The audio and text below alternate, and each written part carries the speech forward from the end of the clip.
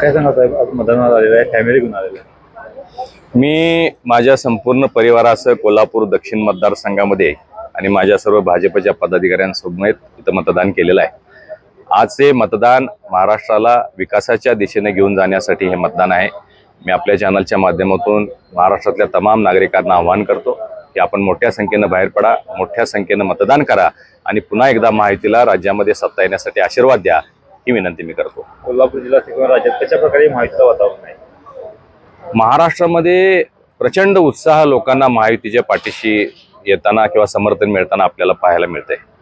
त्याचं कारण असं आहे की गेल्या 5 वर्षामध्ये 2019 ते 2024 या कालावधीमध्ये महाराष्ट्रातल्या जनतेनं ह्या दोन्ही सरकारांचं काम पाहिलेलं आहे. पहिल्या 2.5 वर्ष महाविकास आघाडीचं सरकार होतं आणि नंतरची 2.5 वर्ष आमचं महायुतीचं सरकार कार्यरत आहे. पहिल्या 2.5 वर्षामध्ये महाराष्ट्रातल्या जनतेनं पाहिलं की एक स्थगिती सरकार प्रसिद्ध होतं, घोटाळेबाज सरकार, भ्रष्टाचारी सरकार, उद्योगपतींच्या घराखाली बॉम्ब लावणारं सरकार, जेलमध्ये असणारे मंत्री असलं सरकार आणि प्रचंड बदनामी त्यांची झालेली होती. कुठल्याही पद्धतीचे विकास ते करू शकले नाही.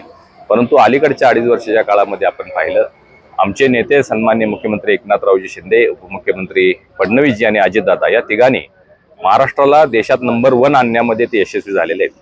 इन्फ्रास्ट्रक्चर डेव्हलपमेंटमध्ये आपण देशात 1 नंबरला आहोत. FDI आणण्यामध्ये आपण देशात 1 नंबरमध्ये आहोत. त्याचबरोबर वैयक्तिक लाभ किंवा लोक कल्याणकारी योजनांमध्ये सुद्धा महाराष्ट्र आता देशात अव्वल झालेला आहे. मुख्यमंत्री लाडकी बहीण योजना, लाडका भाऊ योजना, 3 सिलेंडरची योजना, मुलींना मोफत शिक्षण, शेतकऱ्यांना 7.5 HP पर्यंत वीज बिल माफ, शेतकऱ्यांची कर्जमाफी, शेतकऱ्यांना 6,000 रुपये खात्यावर, म्हणजे सर्व समावेशक लोकांना, शेतकरी असू देत, युवा असू देत, महिला असू देत, ज्येष्ठ नागरिकांसाठी अनेक कल्याणकारी योजना आणल्यामुळं हे सरकार खूप लोकप्रिय झालेलं आहे.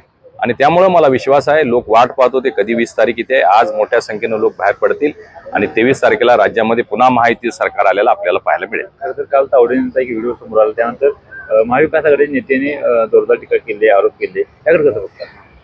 तावडेजी आमचे राष्ट्रीय महासचिव आहेत, मोठे नेते आहेत. ते अशा पद्धतीचं कृत्य करू शकतील का, हे एवढं सुद्धा विचार न करण्याएवढी महाविकास आघाडीचे नेते झालेले आहेत.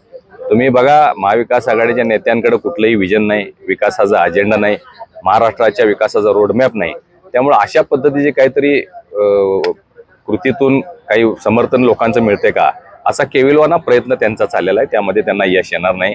तावडे साहेब असतील, तुम्ही पाहिलं असेल की नंतर त्यांनी ताबडतोब आप्पा आणि तावडे साहेब एकत्रित त्यांनी प्रेस कॉन्फरन्स घेतली आणि हा सगळा प्रकार खोटा आहे, यामध्ये काही तथ्य नाही, याची महाराष्ट्राला ग्वाही दिलेली आहे. खरं तर लाडक्या बहिणी म्हणजे भानपर्यंत सगळं कोल्हापूर टिकायचं वातावरण झालं होतं.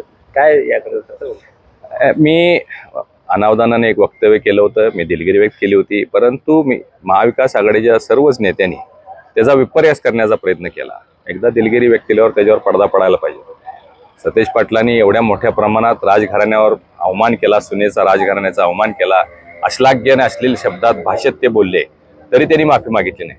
परंतु महाविकास आघाडीचे नेते माझ्या वक्तव्याचा विपर्यास करत होते आणि त्यावरून मी बोललो होतो की उद्धव साहेबांची माफी मागून मी बोललो होतो, दिलगिरी व्यक्त करून बोललो होतो. मला काय त्यांचा अवमान करायचा नव्हता, परंतु त्यांच्या वाक्याचा गैरवापर किंवा गैरअर्थ कुणी करू नये यासाठी मी एक स्टेटमेंट दिलं होतं. त्यात खरं म्हणजे माझे पालकमंत्र्यांनी तोंड घालायची गरज नव्हती, पण त्यांची वृत्ती आहे, त्यांची प्रवृत्ती आहे, ते मनोरुग्ण आहेत, त्यांना सवय आहे आपण असले काहीतरी भडक स्टेटमेंट करायचे म्हणजे आपल्याला प्रसिद्धी मिळते, हे त्यांची नेहमीचीच पद्धत आहे. पण असा तो केविलवाना प्रयत्न मी तुम्हाला सांगितलं की मतं मिळवण्यासाठी विकास न सांगता असल्या गोष्टींचा आधार घेण्याचा त्यांचा प्रयत्न आहे, त्यामध्ये त्यांना यश येणार नाही. थँक्यू.